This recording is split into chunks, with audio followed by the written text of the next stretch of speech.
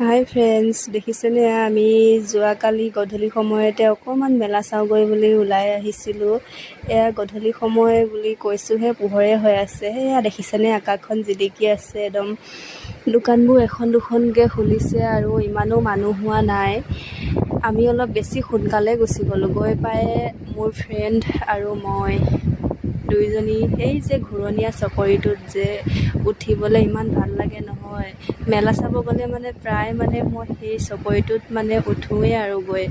তাৰ পাছতে দেখিছেনে ইয়াৰ পৰা নামি অহাৰ পাছতে আমি সেই যে সৰু সৰু ল'ৰা ছোৱালীবোৰে যে ট্ৰেইনখনত যে উঠে যে সেই ট্ৰেইনখনত উঠিবলৈ গ'লোঁ।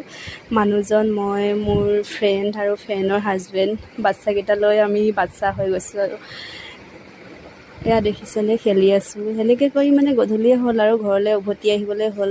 আজিলৈ ভিডিঅ'টো ইমানেই আছিলে। বাই। ভিডিঅ'টো চাই কেনে পালে জনাব।